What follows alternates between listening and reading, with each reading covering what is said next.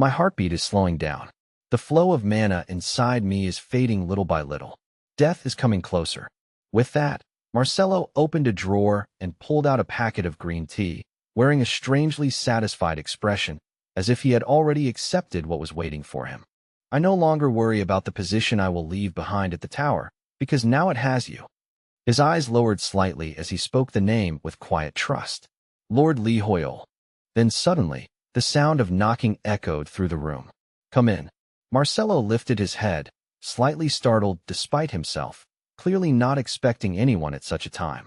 Who could possibly come here now? The moment the door opened, he gasped in surprise. Li Hoyle, what brings you all the way here?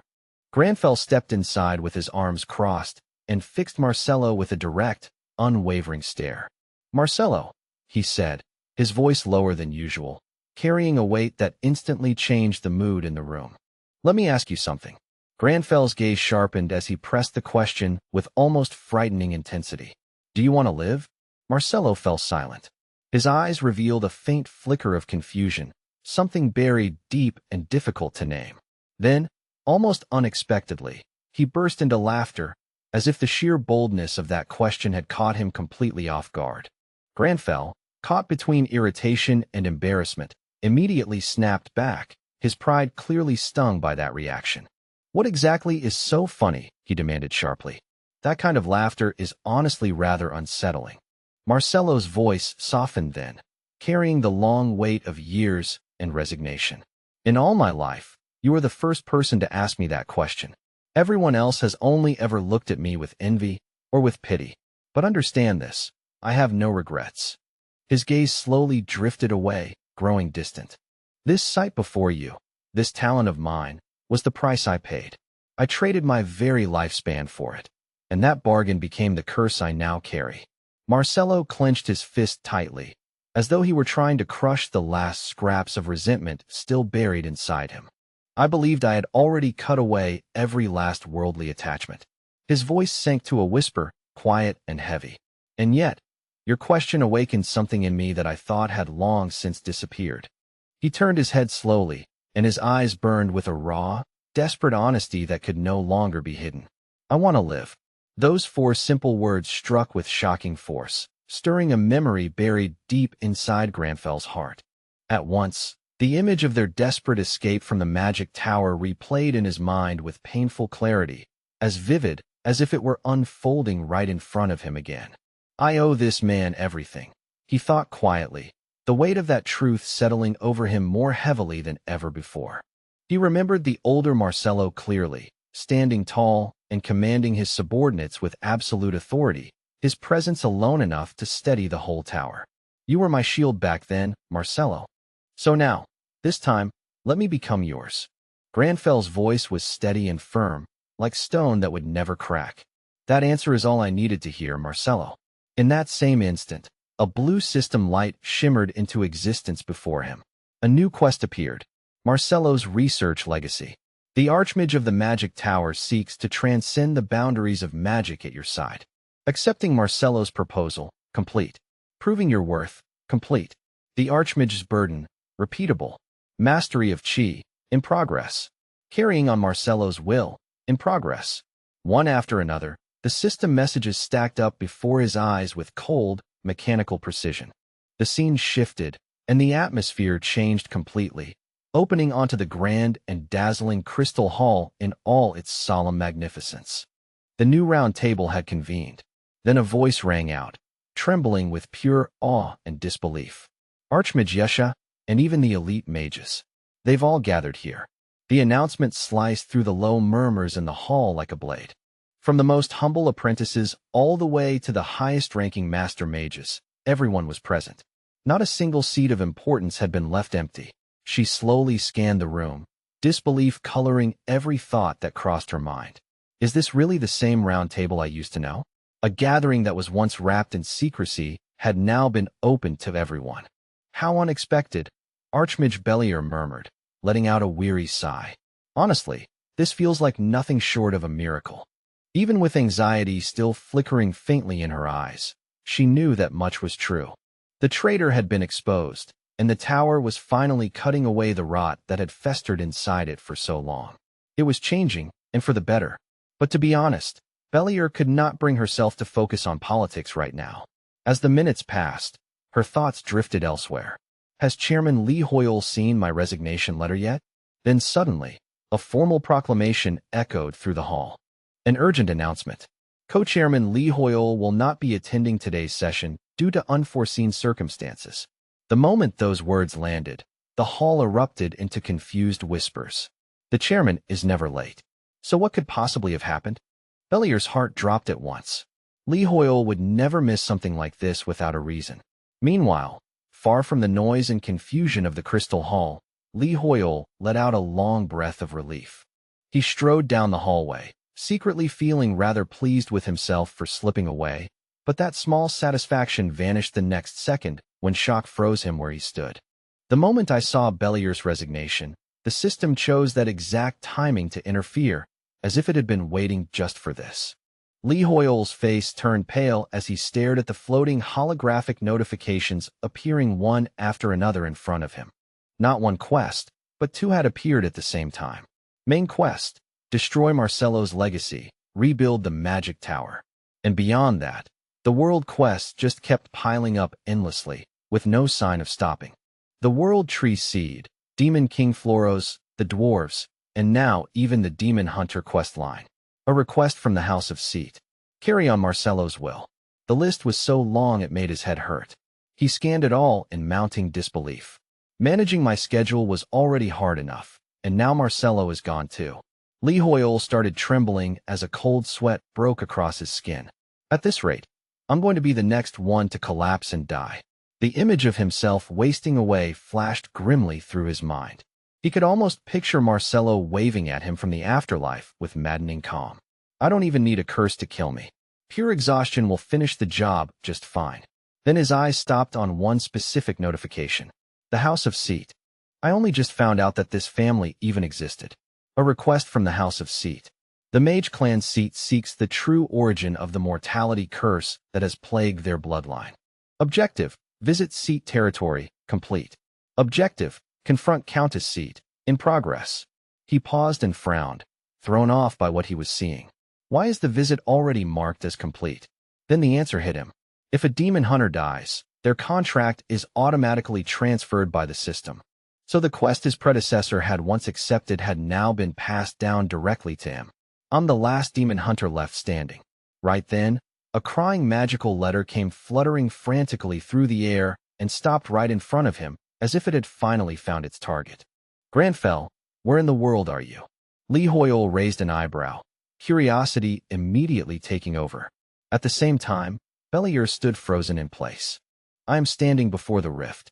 The voice that answered boomed with authority. It was not the voice of just anyone. It belonged to the persona that held the attention of the entire world. Granfell, what is happening? The system flashed red in warning. Location: intersection at sunset. Recommended level: 380. Collapse progress: 0.6%. Lee Hoyle's eyes narrowed.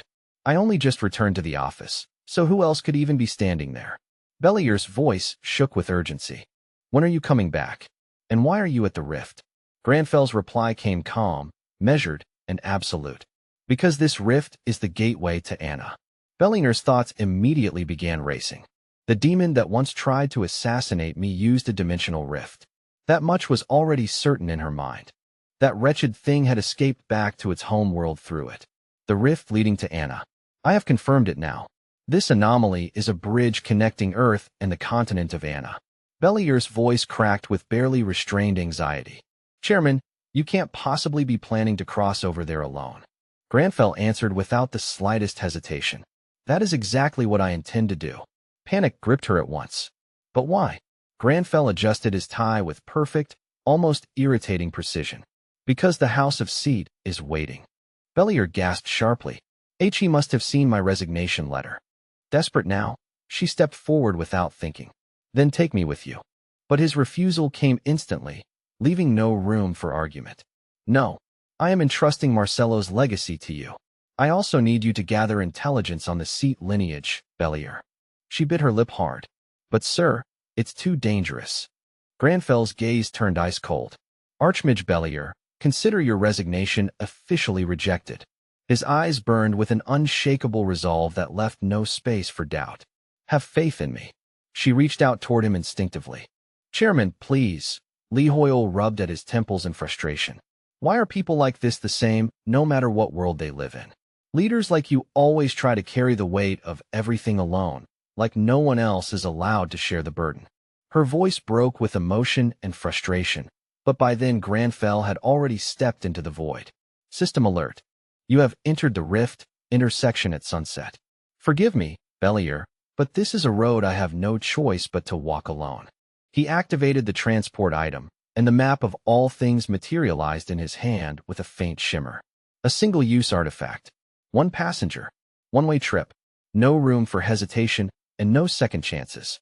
And there was one more thing Granfell intended to use.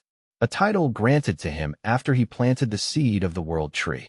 The Last Adventurer. A spectral tree lit up the darkness of the void, its ethereal branches stretching across the air as if responding to his presence. In this mana-soaked turning point of his life, his accumulated achievements echoed across the continent. He fixed his eyes on the title, The Last Adventurer. Back when Anna had been nothing more than a game, he remembered clearly how brutal the death penalty used to be. Your account would be locked for 24 hours after death. But this title changed everything in a way that made his return far less reckless than it looked. The Last Adventurer granted immunity to true death while on Anna.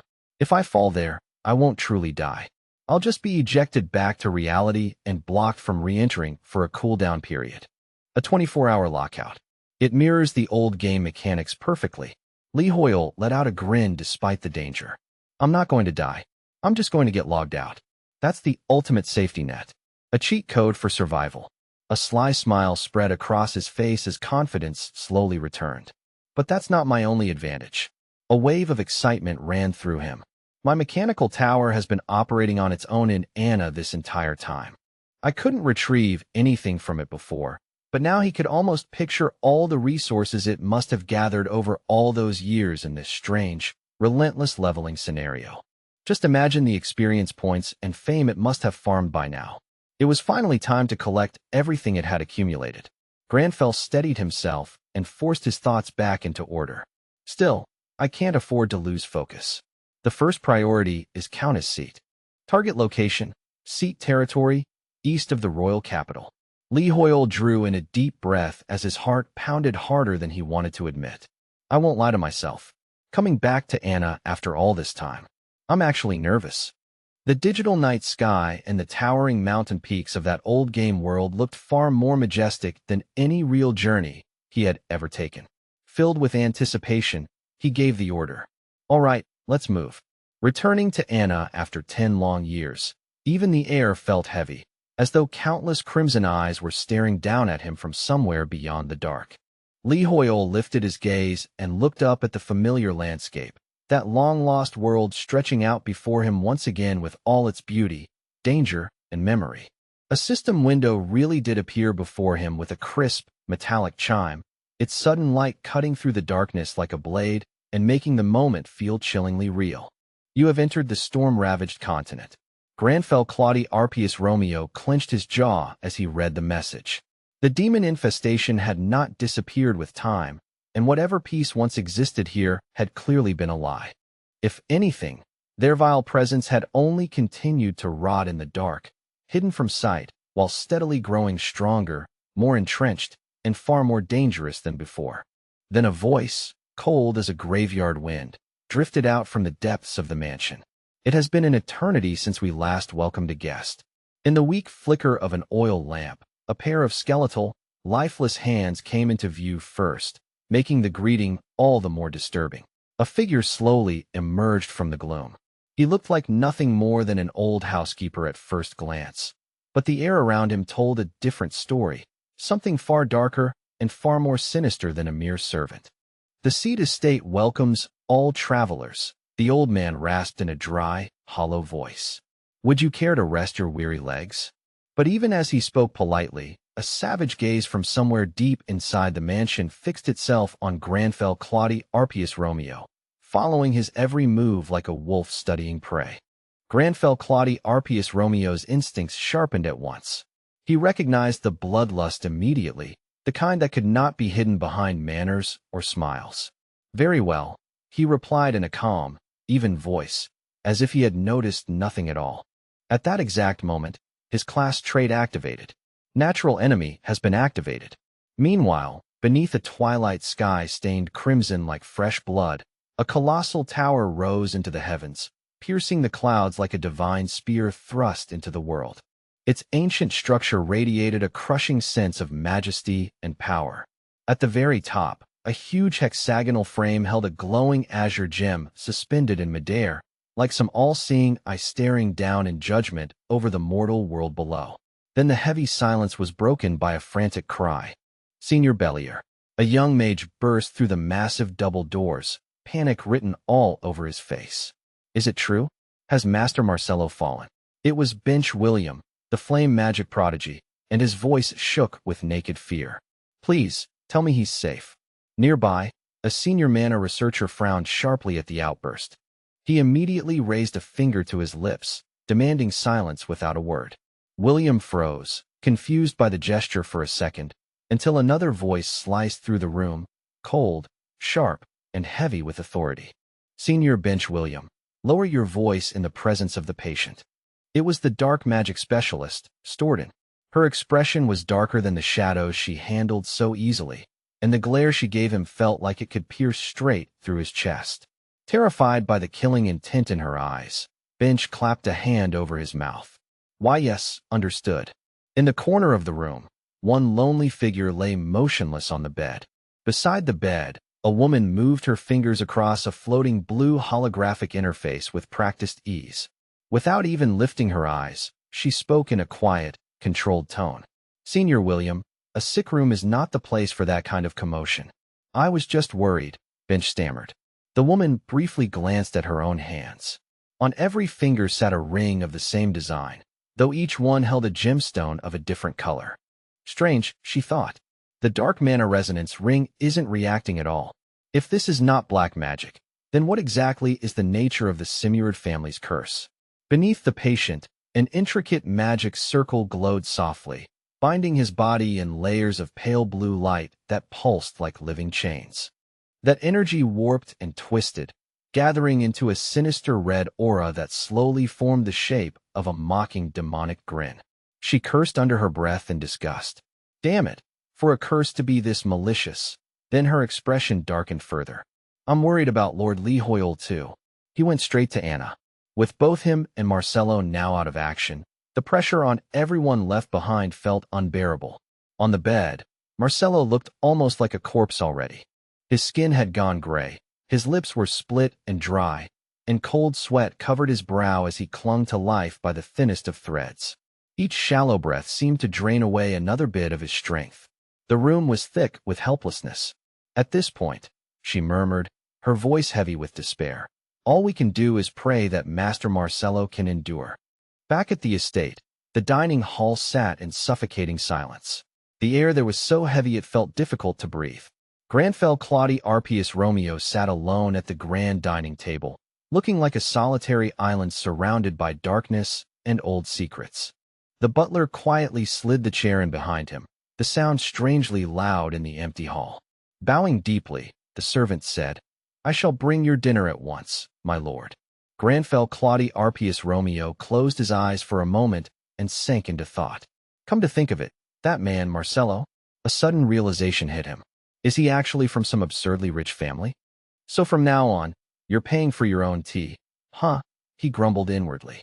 The vast kitchen beyond remained dark and unlit, swallowed by shadow, while narrow windows let in only thin blades of pale moonlight. Those ghostly strips of light stretched across the floor like bony fingers, making the whole mansion feel even more deserted and eerie. A modest estate, Granfell Claude Arpius Romeo, noted with aristocratic calm, but still impeccably maintained. Inside, however, Lehoyle scoffed. Look at this rich brat pretending to be modest. But amusement did not last long. His instincts were screaming a warning. The entire mansion was soaked in a foul, oppressive miasma that clung to everything. How could the servants possibly be unaware of this suffocating darkness? A cold theory began to take shape in his mind. The enemy is a demon that preys on mage families. Had the servants already been taken? Had they become nothing more than puppets with invisible strings attached? Lee Hoyle sharpened his focus and kept his breathing steady. This isn't some petty haunting or low-rank curse. We're dealing with something truly massive here. I need to stay alert. Then the silence cracked beneath the soft click of approaching heels. A crimson dress swayed into view like fresh blood spreading across stone. My, what a rare delight! A woman's voice purred smoothly. A woman stepped into the dim light with elegant composure. You've arrived at just the right time for dinner, she said, smiling as though this were nothing more than an ordinary evening visit. I am June, matriarch of the Simuard family. This was the Countess of Simuard herself. She glided to the seat across from him, her movements graceful and her tone coated in false sweetness so thick it was almost insulting. I hope you don't mind sharing a meal with an old woman like me. You are quite unusual, coming all the way to a cursed house such as ours. Her eyes gleamed strangely as she continued. Yes, the curse, a tragic bargain, really. Boundless talent in exchange for one's lifespan. Then she suddenly covered her mouth as if shocked by her own words. Oops, I said too much. But inside, her laughter twisted into something vile. It was just too amusing to her. Behind that hand, her aged face warped into a grotesque sneer, and the smile she wore hid layers upon layers of wicked intent. These foolish humans, she thought. These arrogant mages, so proud of their bloodline, walking willingly into a trap that offers them power while quietly demanding their souls in return. Her true intentions were blacker than the void itself. Thanks to their stupidity, I get to sit comfortably in this mansion and feast on their power whenever I please. And once I finish devouring the life force of Marcelo, the greatest genius of this age, I will break the order of things completely and rise far beyond my current place. I will overthrow the very hierarchy of the demon realm. The scale of her ambition was enormous, the kind that belonged in the center of a true high-stakes mana saga. Coming back to the moment, June tilted her head and asked sweetly, Your clothing is rather unusual. Where exactly do you come from? Granfell Claudia Arpius Romeo did not answer. Silence settled over the table as blood-red wine was poured into his goblet. The air between them crackled with tension, but Granfell Claudia Arpius Romeo remained perfectly still, unbothered, and unreadable. He swirled the wine with the easy grace of a king, breathed in its aroma, and then turned to the butler instead of her. A rich bouquet, smooth body, well-aged, he observed with cool composure. The butler lowered himself into a deep bow, receiving the comment with careful respect. You are too generous, sir. June kept smiling, but irritation was already creeping across her face as she realized he was deliberately ignoring her. Let me guess, she pressed, annoyance slipping into her voice. Are you perhaps from the Granfell Claudia Arpius Romeo cut her off without effort, dismissing her as though she were nothing of consequence. This vintage would be excellent for banquets, he said lightly. June's wrinkled face twitched, the polite mask she wore beginning to crack under the pressure of mounting fury. This insignificant human dares to ignore me? She raged inwardly, nearly choking on the insult. Unmoved, Granfell Claudia Arpius Romeo continued his review as if he were hosting the evening himself. And the cooking technique is refined. It respects the quality of the ingredients rather well. Watching his calm arrogance, June cursed him viciously in her mind, all while keeping up her pleasant act for the servants. Granfell Claudia Arpius Romeo tasted the dish with elegant restraint, every movement composed and noble, as though he were truly here only to enjoy dinner. Please convey my compliments to the chef. But beneath June's smile, her thoughts were boiling over. Do you really think this is just a dinner table? I was planning to kill you gently, but I've changed my mind. Now I'll rip you apart until not even scraps remain. Lee Hoyle watched her barely contain madness and felt genuinely baffled. This seriously feels like the climax of some insane mana recap. Granfell Claudia Arpius Romeo, are you really enjoying this? What? Do you think this is a 5-star resort? Even while June trembled with suppressed rage, veins rising beneath her skin, Granfell Claudia Arpius Romeo kept calmly praising the food. Then, without warning, his whole demeanor turned to ice. Enough, he said. Let us bring this little farce to an end. The empty wine glass reflected June's widening eyes as the atmosphere in the room changed in an instant. The moment those words left his mouth, blinding light exploded beneath her feet. The kitchen vanished, replaced by a nightmare-like realm where countless red eyes floated in the dark, staring directly into her very soul. Her eyes darted wildly in panic. Spatial transfer? And this arrogance? Who the hell does he think he is? Then Granfell Claudie Arpius Romeo's voice cut through the darkness with merciless clarity. Filthy demon.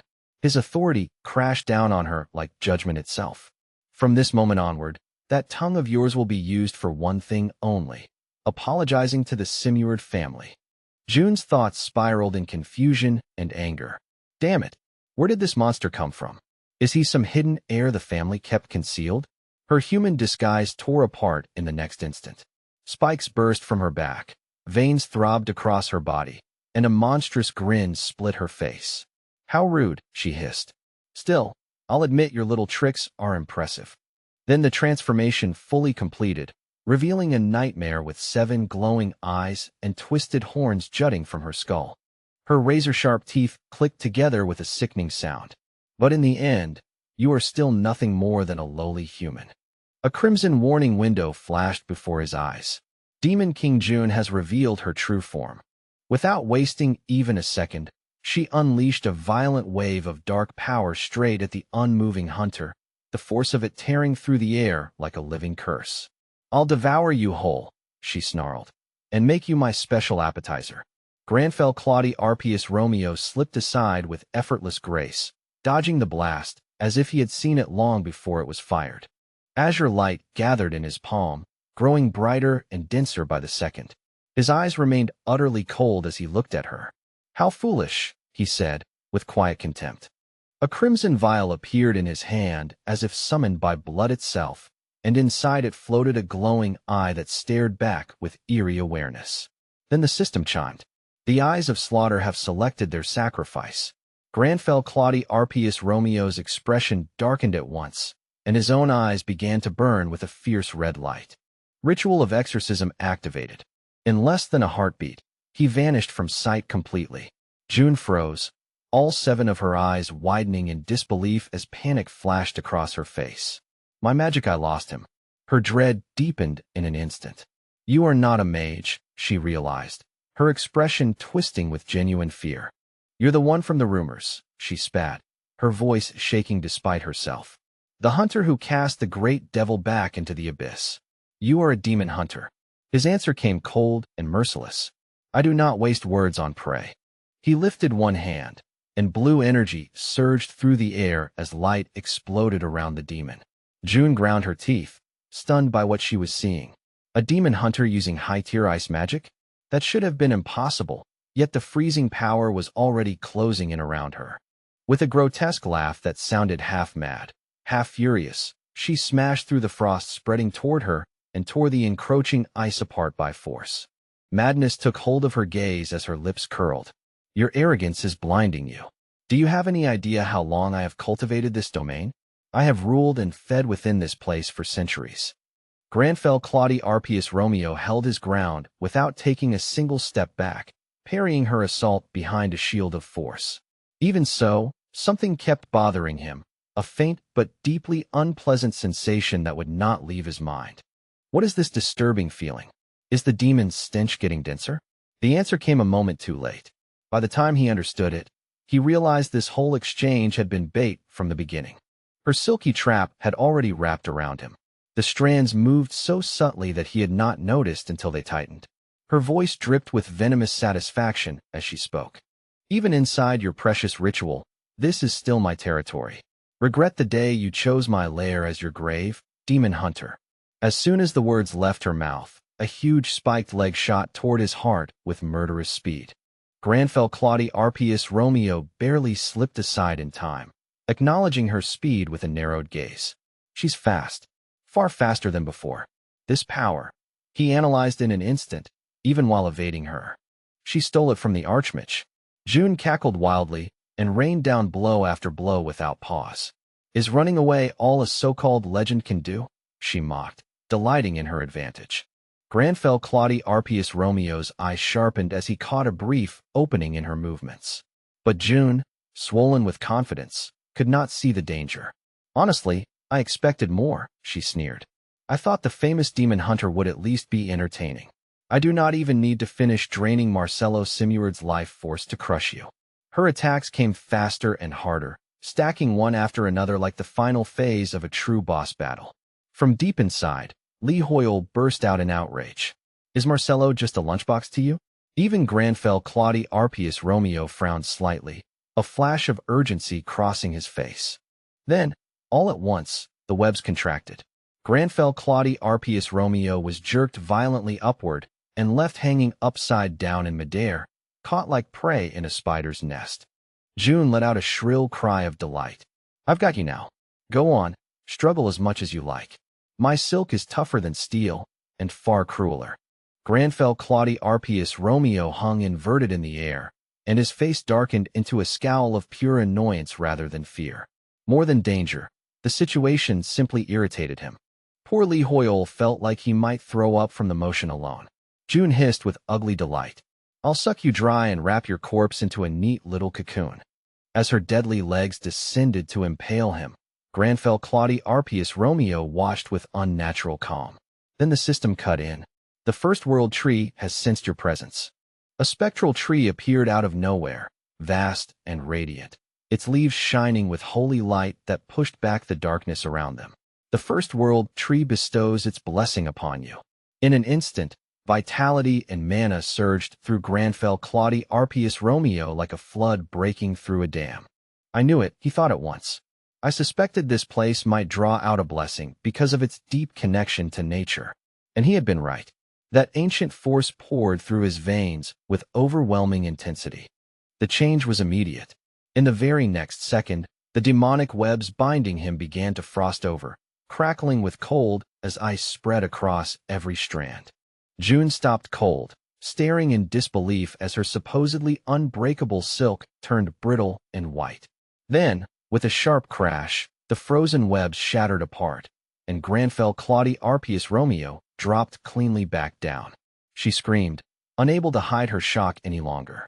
But Granfell Claudie Arpius Romeo remained perfectly composed, aristocratic as ever, his gaze fixed on her with deadly precision. My mana reserves remain nearly untouched, he observed calmly. His feet landed on the water's surface, sending ripples of power across it. That means I can now cast magic on an entirely different level. The aura bursting from his body expanded in an instant, and a storm of white mist swept across the entire dimension. It roared outward like a blizzard and swallowed the demon whole before she could react. She froze solid almost immediately. June let out a broken, miserable whimper, and for the first time, the madness in her mind began to crack under real fear. In the blink of an eye, the whole lake had become a sheet of solid ice, frozen so completely that even the air itself seemed to stop moving. Granfell Claudie Arpius Romeo stared her down with the cold judgment of an executioner. At last, the arrogance vanished from her face, and terror took its place. Shaking violently, she shrieked out toward the darkness beyond, calling to whatever else might still be listening. Demons, come to me. Help me. Her voice rang with raw desperation now. The demon hunter is here. The one who cast the avatar of greed back into hell. The last remnant of House Asan. The slayer of demon kings. This is our chance. Kill him and erase the Asan bloodline for good. Unmoved, Granfell Claudie Arpius Romeo stepped forward over the ice, his voice carrying the weight of absolute authority. Even if your scream could pass beyond this barrier, it is still powered only by the stolen lives of the Simuard bloodline. His gaze was colder than absolute zero as it locked onto her soul itself. I warned you, he said, with not a trace of mercy. The only words I allow from filth like you are apologies. High above them, fire and water began to collide violently in the air. Opposing elements twisted together in a destructive spiral, unstable and terrifying to behold. You dared to defile Anna's sanctuary. The space around Granfell began to distort under the crushing pressure of his rising mana. With every step he took, his sentence rang out like thunder. For every life of House Simuard that you devoured, I will answer with 100 elemental calamities. Before June could even let out a full scream, judgment descended. A blinding explosion of light consumed the demon lord completely, swallowing her whole in a burst so intense it erased everything else from sight. Her wretched scream tore through the silence for one last moment. Then Golden System text appeared in front of him. Target eliminated. Exorcism complete. Her physical form shriveled at once into a grotesque skeleton before collapsing into black smoke and vanishing without a trace. Granfel's voice remained flat and stoic to the end. Her suffering was no more than the price she paid for her sins. Rest now, true owner of this body. But deep inside, Li Hoyol was still thinking about the demon. Hey, that thing. Even so, Granfell stood tall, his eyes fixed on the horizon with proud, cutting confidence. Now the real hunt begins. Skill, natural enemy activated. He could feel it immediately, clear as a blade against his skin. The attention of every demon across the continent had turned toward him all at once. Perfect. I never intended to leave quietly anyway. Countless blood-red eyes opened in the darkness. A vast sea of monsters, starving for his soul, glared at him with fanatical hatred and murderous hunger. He drew his blade, and a blue aura surged from it like a rising tide. Come, then, you filthy things. As the demonic horde rushed toward him, his voice cut through the chaos without shaking once. Today, I finish this with everything I have. Standing before an ocean of enemies, Li Hoyol remained cold and steady, his resolve harder than steel. With the source of the curse destroyed, Marcelo Simuard was finally safe. Then, suddenly, another system chime rang out. Hidden condition met. Distributing rewards. In the heat of battle, he had nearly forgotten there had been quest conditions attached to all of this in the first place. Right, the commission reward. Let's hope it's the kind of power-up worthy of a top-tier leveling story. The system responded immediately to that wish. Affinity with Anna has increased. Influence within the faction has risen. He let out a faint smirk. Not bad at all. Just like inside the tower, this meant he could call on support from the faction when needed. Then he paused. The memory of that nearly empty meeting hall suddenly came back to him with painful clarity. The bitter truth hit him all over again. I'm the only demon hunter left in this entire faction. His inner voice practically howled in frustration. What is the point of raising affinity if there is no one left to answer the call? Back in reality, the mansion was drowning under suffocating demonic energy. Even the sky looked wrong, as though it were bleeding beneath thousands of glaring eyes. First, protect the civilians. With a flash of teleportation magic, he took the high ground to survey the battlefield properly. From up there, the whole situation became painfully clear. He looked down on the bloodthirsty swarm below with open disgust, his eyes full of contempt rather than fear. They crawled and shoved over one another like rabid animals starved for flesh. Li Hoyol's mind moved quickly, measuring distance, numbers, and patterns in an instant. Mindless suicide charges.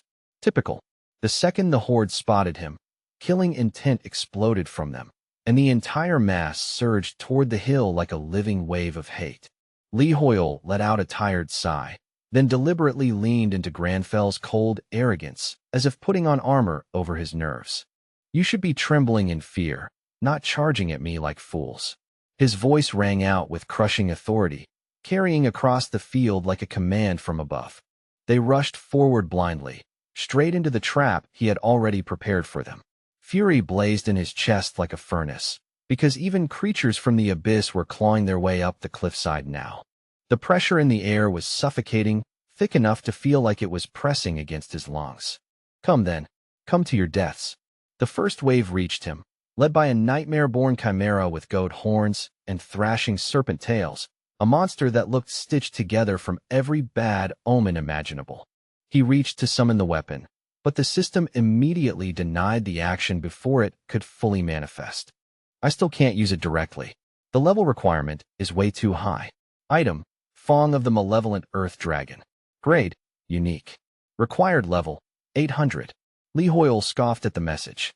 Against garbage like this, I do not need to stain my own hands anyway. Instead, he reached into the weapon's innate property, focusing not on wielding it, but on drawing out what it could become. Form alteration. Time for a little artistic remodeling.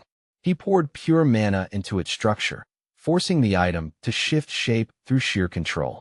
The blade twisted, expanded, and was reborn as a colossal bone dragon.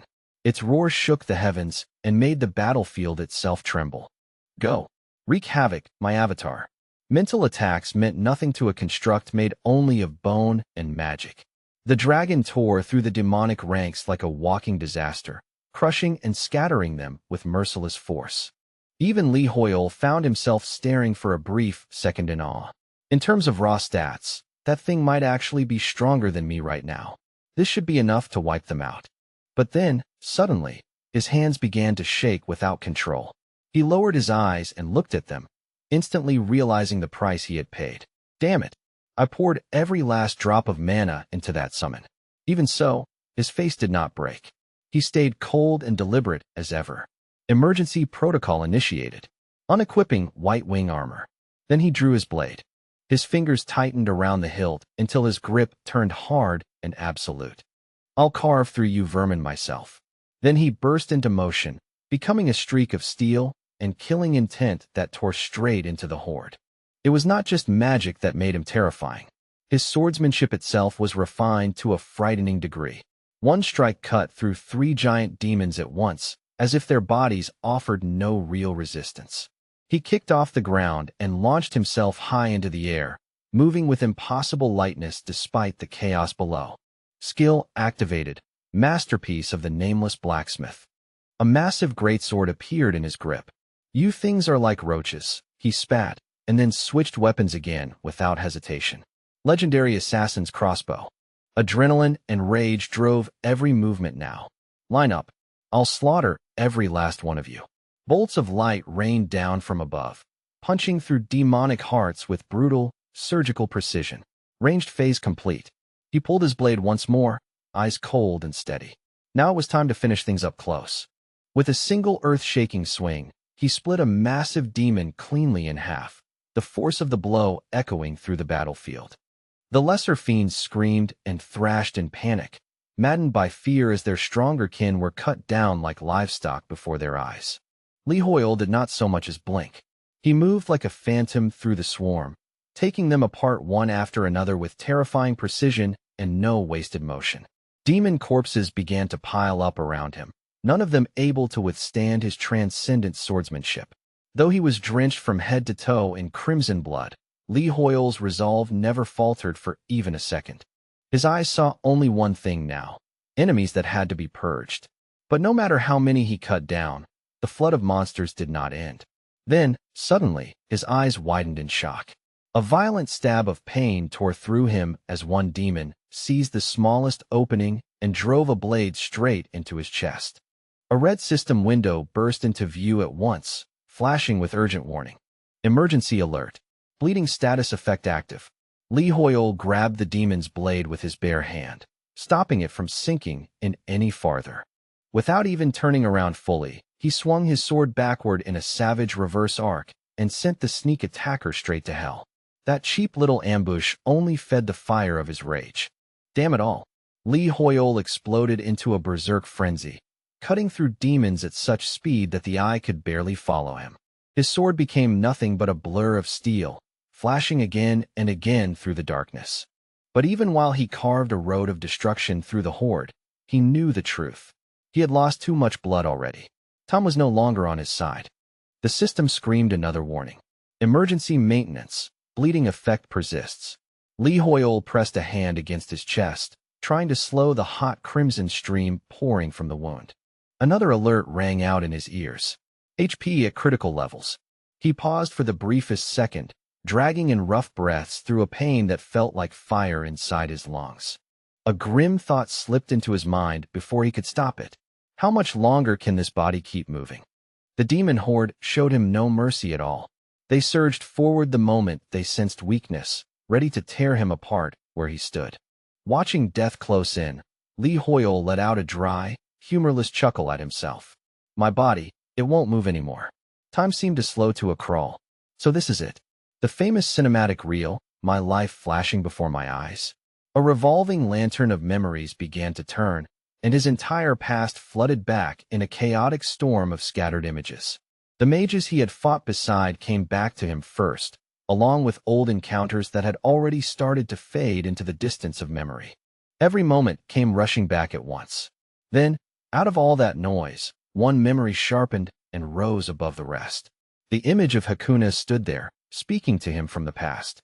Listen carefully, Sir Li Hoyle. On the battlefield, where life and death dance side by side, that is where your sword aura deepens and reveals its true color.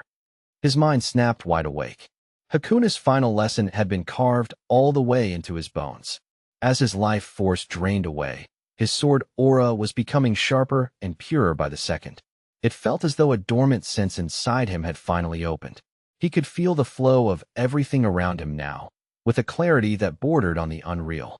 Man and blade were no longer separate existences. They had become one.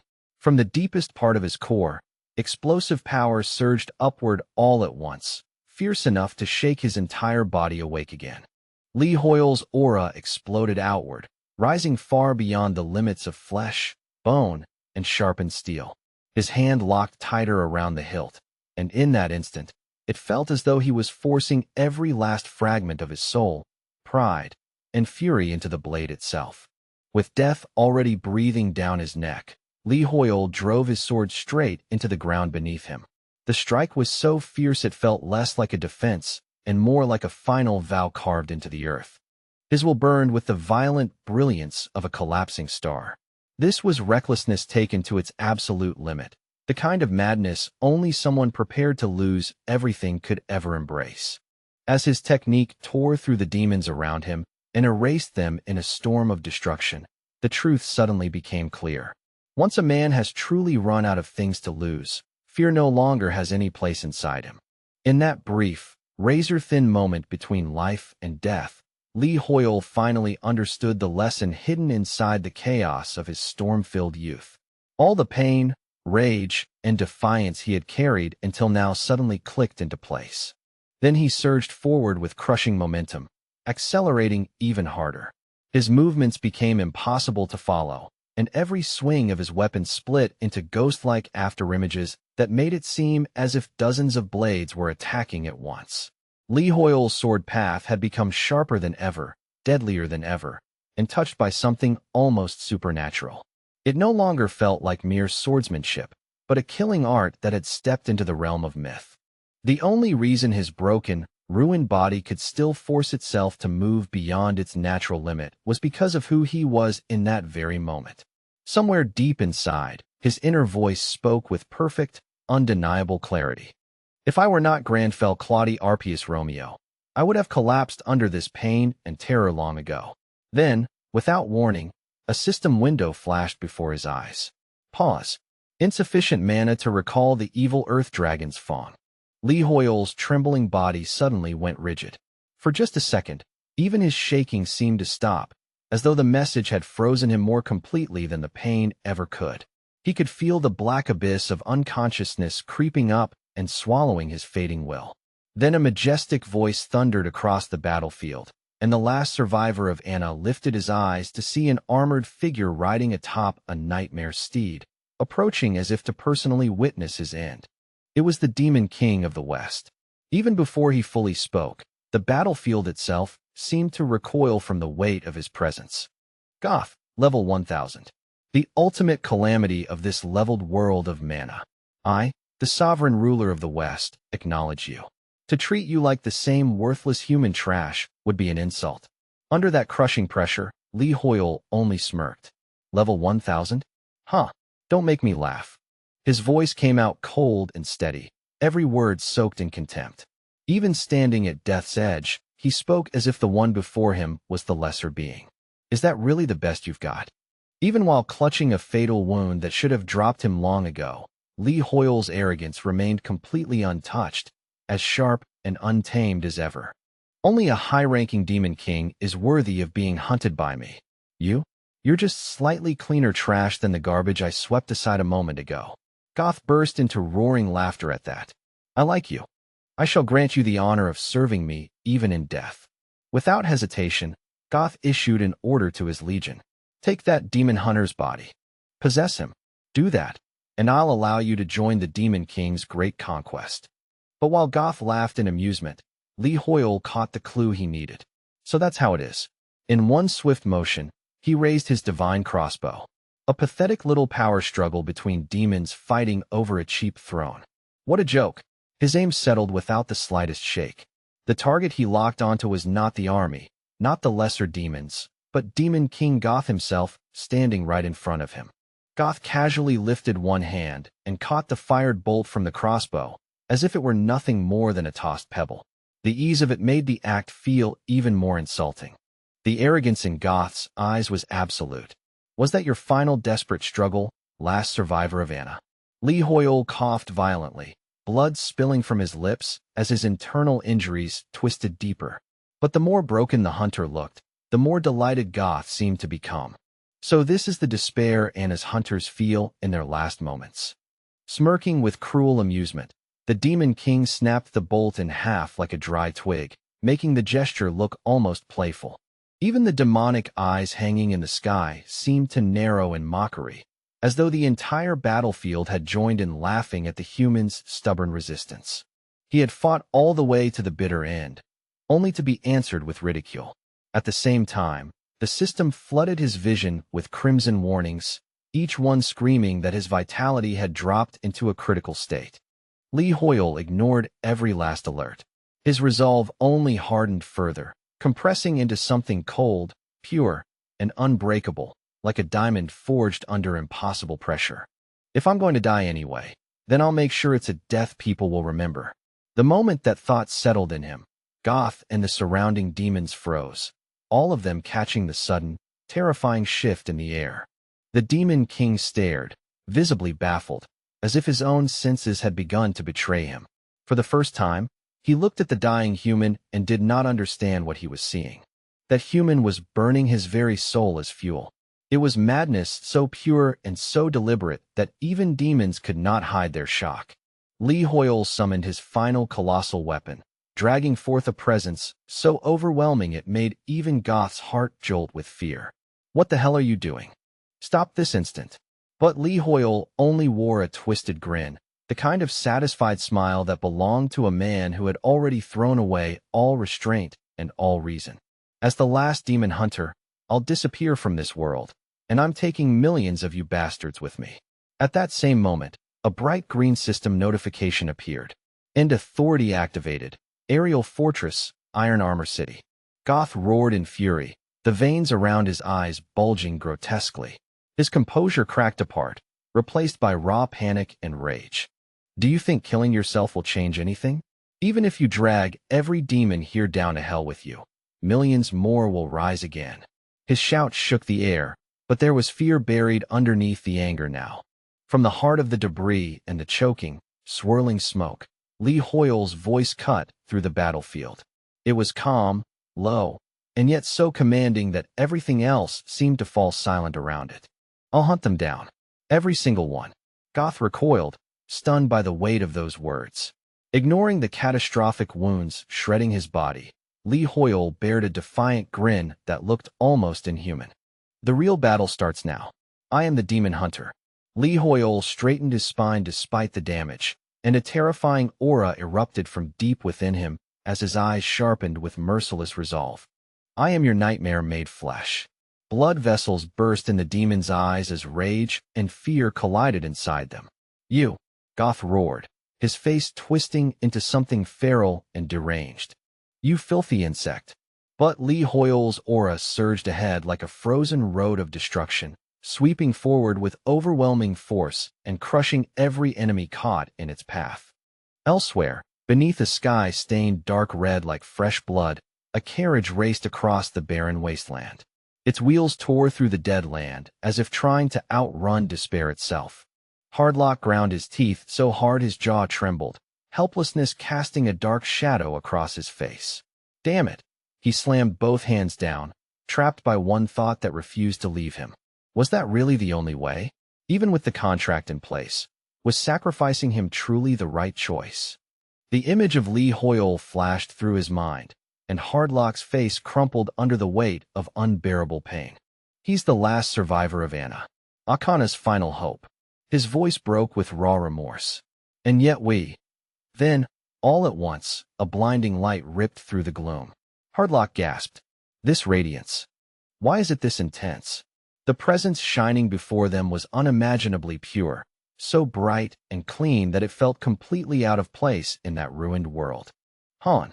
He could only stare in stunned silence. Her aura, it had truly transcended. Hain placed a hand over her heart and spoke in a steady voice. I carry one final message from Lee Hoyle. Meanwhile, in the void of chaos, the system calmly declared, You have died. The message echoed through the darkness with eerie finality. Lee Hoyle let out a tired sigh. Ah, yeah, figures. After taking that magical blast head-on, surviving would have been impossible. Then another notice appeared. Death penalty activated. Experience significantly reduced. Alone in the darkness, he quietly thought it over. So this is the afterlife. Since I've never died before, I'm completely guessing here. At least there's no pain. That's something. Then a flood of notifications burst across his vision. Your achievements have spread across Anna. Lee Hoyle screamed inwardly. That was way too close. But before he could settle down, more messages poured in. The people of Anna mourn your noble sacrifice. A small spark of satisfaction flickered in his chest. Whoa, now I'm actually getting embarrassed. I only pulled off that insane stunt because my title, The Last Adventurer, keeps me from dying permanently. Then a loot notification chimed, and Lee Hoyle's eyes widened at once. Received item, Demon-Eye Dual Glasses. What is this? But the system still wasn't finished. News of your legendary sacrifice has reached every corner of the land. Lee Hoyle awkwardly scratched his cheek. Okay, this is seriously getting embarrassing now. But the notifications just kept coming. Every living soul knows your name. Lee Hoyle panicked. Wait, hold on, let me explain. You have received a sublime title. He barked at the interface, but the system ignored him completely. I said wait. Then light slowly began to seep through his heavy eyelids. Still struggling to pull his thoughts together, Marcelo slowly opened his eyes and found himself lying in an extravagant chamber filled with soft light and costly decor. He lifted his hands in front of him and stared at them in bewilderment, his voice rough and unsteady. What happened? I definitely died. The words barely left his mouth before the door flew open and William rushed into the room with bright, uncontrollable excitement written all over his face. Archmage Marcelo, William called out, almost glowing with relief. Still dazed, Marcelo frowned and muttered, What is going on? The boy's smile only widened. You're really awake. But before William could blurt out anything else, two attendants hurriedly covered his mouth with both hands, clearly terrified that he might reveal too much. A calm, measured voice cut cleanly through the commotion. Are you fully recovered? Marcelo lifted his gaze toward the speaker, his expression turning solemn as the weight of the question sank in. Senior Mathis, you knew about my condition all along, didn't you? I truly thought I was lost for good. Then, in the very next moment, his face brightened with pure disbelief and joy, raw energy practically spilling out of him. The curse. It's gone. Completely gone. My mana is flowing more smoothly than it ever has in my life. Mathis blinked in honest shock at the change before him. What in the world happened here? Let's turn the clock back just a little. Only moments earlier, a system message had appeared with chilling clarity. Title, The Last Adventurer activated. Returning to reality. Cooldown, 23 hours, 59 minutes. Lee Hoyle stared at the floating screen in front of him, taking in every word as the meaning settled heavily into his mind. Entering Twilight Crossroads Rift. He paused the instant he read that line. That's the very same rift I entered before I got dragged into Anna, he realized, his eyes narrowing as the memory came rushing back. I actually feel fine, just exhausted, like everything's been drained out of me. So this is the real cheat level effect of a leveling world. Lee Hoyle let out a long breath, and despite everything, a faint smile tugged at his lips. Phew. Even when I know I'm going to respawn, dying still scares the hell out of me. The memory of that final moment lingered in his body like a phantom ache he couldn't quite shake off. Then reality hit him all at once. He lowered his eyes, looked over the tattered state of his clothing, and his expression immediately soured into a deep frown. My suit, it's completely wrecked. Reaching toward the shimmering blue dimensional rift, Lee Hoyle stepped through without hesitation. A second later, He stumbled back into his room wearing nothing but a pair of boxer shorts, looking far less dignified than usual. I should still have a spare set somewhere in here. Just as he started searching, a voice called from outside the room. Lee Hoyle, are you in there? He nearly jumped out of his skin. In a blur of panic-fueled speed, he threw on a clean shirt, leaving a few buttons undone so a glimpse of his abs showed through, then snapped his vest into place with almost theatrical urgency. Fully dressed at last, he dropped into his chair and held his breath so hard his face nearly turned blue. He forced every muscle in his body to stay still, as if calmness alone could erase what had almost happened. That was way too close.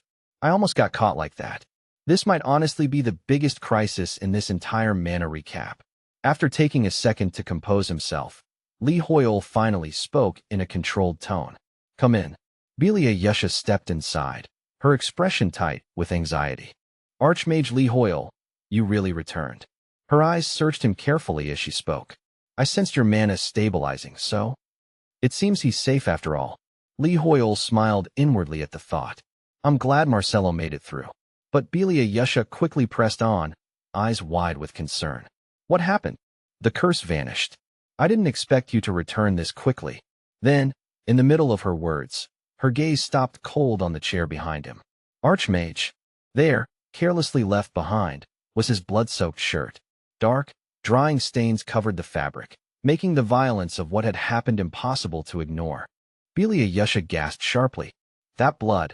Lee Hoyle's heart pounded so hard it felt ready to break through his ribs. Damn it. I forgot to hide the evidence. Are you hurt? She cried, rushing a step forward. Please, let me heal you immediately. Lee Hoyle calmly raised one hand to stop her. There's no need. He closed his eyes and put on a perfectly composed face. They're nothing more than a few scratches I got while hunting demons in Anna. Not a single crack showed in his expression. He maintained that stoic mask so flawlessly that it was impossible to tell how much pain he was actually suppressing underneath it. The desperate struggle of a lower demon means nothing to me. Belia Yusha could only stare in stunned admiration. Anna was known as a living hell, and judging by the blood on that shirt alone, he had clearly survived something horrific. How can he stay this calm after going through something like that? The question rose to her lips, but in the end she swallowed it. As the soft green healing light faded from her hands, Belia Yusha simply lowered her head and chose silence. I understand.